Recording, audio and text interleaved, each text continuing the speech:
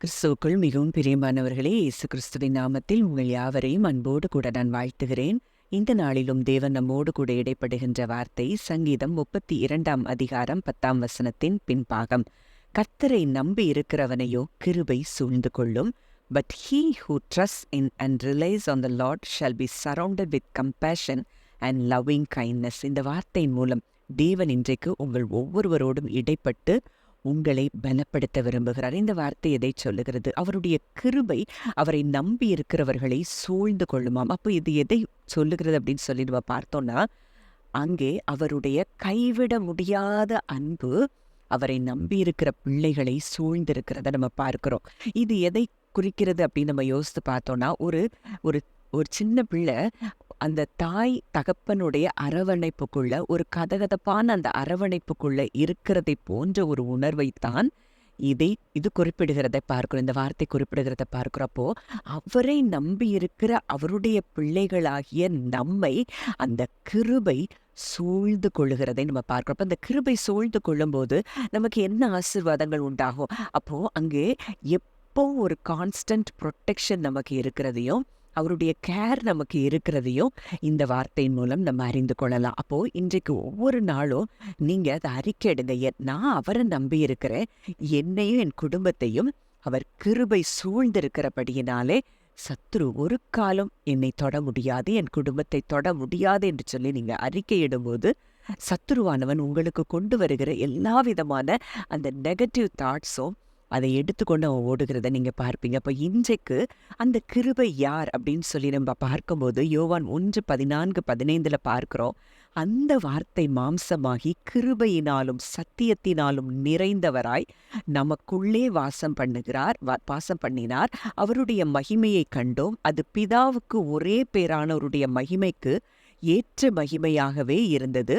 அவருடைய பரிபூரணத்தினால் நாம் எல்லாரும் கிருபையின் மேல் கிருபை பெற்றோம். ஒருவேளை பழைய ஏற்பாட்டில் கர்த்தரை நம்பி இருக்கிறவங்களுக்கு கிருபை சூழ்ந்து கொள்ளும்னு சொல்லப்பட்டிருக்கிற அந்த வார்த்தையை இது மறுபடியும் ஒரு விசையாய் 100% உறுதிப்படுத்தும்படியாய் அந்த கிருபையாகிய இயேசு இன்றைக்கு நமக்குள்ளே வாசம் பண்ணுகிறார் என்பதை இந்த வார்த்தை சொல்லுகிறத பார்க்கிறோம். அவர் நமக்குள்ள வாசம் பண்ணுகிறது மாத்திரம் அல்ல, நாம் அவருக்குள் வாசம் செய்கிறதையும் 2 கொரிந்தியர் 5:17 பார்க்கிறோம். இப்படி இருக்க ஒருவன் கிறிஸ்துவுக்குள் இருந்தால் புது சிருஷ்டியாய் இருக்கிறான். அப்போ இன்றைக்கு புது சிருஷ்டியாய் இருக்கிற நம்மை நிச்சயம் கிருபையாகிய இயேசு கிறிஸ்து நம்மை சூழ்ந்திருக்கிறதையும், அந்த கிருபையாகிய இயேசு கிறிஸ்து நமக்குள்ளே வாசம் பண்ணுகிறதையும் நீங்கள் நிச்சயமாய் அறிந்து கொள்வீர்களானால், இந்த சத்தியத்தை ஆழமாய் நீங்கள் நம்ப தொடங்கும் போது உங்க இருதயத்துல இதுவரைக்கும் இருந்த ஏராளமான அரண்கள், உங்க வாழ்க்கையில எத்தனையோ பயங்கள் இருந்திருக்க கூடும்.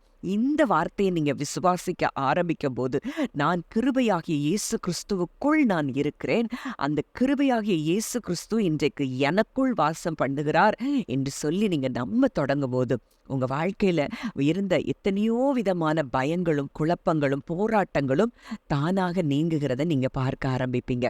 அப்ப இன்றைக்கு இவ்வளோ பெரிய பாக்கியத்தை நமக்கு தேவன் கொடுத்திருக்கிறார் என்றால், அந்த கிருபையே நமக்குள்ள வாசம் பண்ணுகிறார் என்றால் நமக்கு எந்த குறைவும் இருக்காது என்பதைத்தான் நம்ம பார்க்கிறோம். யோவான் 17:21 கூட இயேசு கிறிஸ்து செய்கிற ஒரு அற்புதமான ஜெபம், அந்த 17ஆம் அதிகாரம் முழுவதுமே அவர் பண்ணுகிற ஜெபம் அது விசேஷமான ஜெபம். அதுல முக்கியமாக ஒரு ஜெபத்தை செய்கிறார்.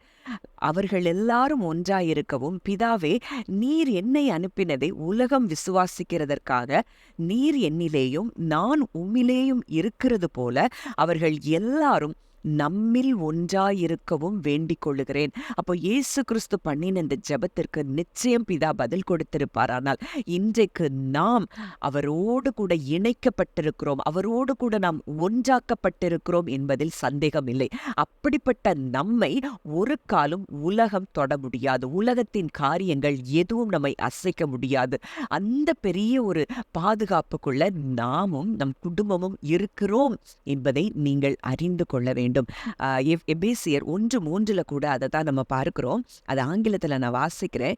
Every spiritual blessing in the heavenly realm has already been lavished upon us as a love gift from our wonderful heavenly Father, the Father of our Lord Jesus, all because he sees us wrapped into Christ.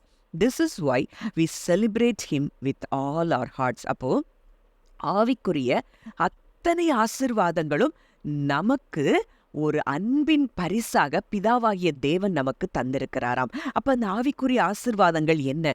அந்த சமாதானம், அவருடைய கிருபை, அவருடைய பாதுகாப்பு, இது எல்லாம் நமக்கு உண்டாயிருக்கிறது. அது ஏற்கனவே நமக்கு கொடுக்கப்பட்டிருக்கிறது என்றுதான் வேதம் நமக்கு சொல்லி தருகிறது. அப்போ இன்றைக்கு அவருடைய வார்த்தை ஆவியாயும் ஜீவனாயும் இருக்கிறது என்று சொல்லி பார்க்கிறோம்.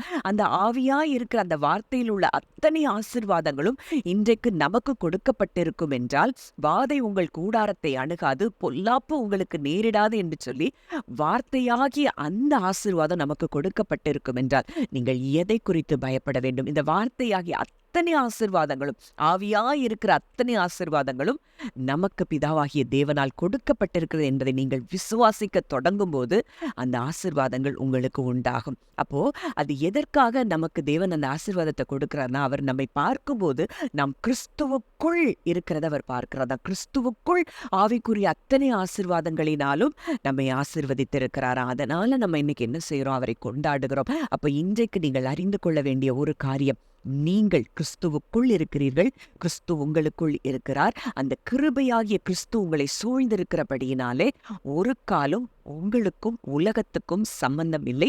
உலகத்துக்கு நேரிடுகிற காரியங்கள் உங்களுக்கு நேரிட வேண்டும் என்கிற அவசியம் இல்லை. ஏன்னா அந்த கிறிஸ்து தான் சொல்லுகிறார், இந்த உலகத்தின் அதிபதி வருகிறான், அவனுக்கு என்னிடத்தில் ஒன்றும் இல்லை.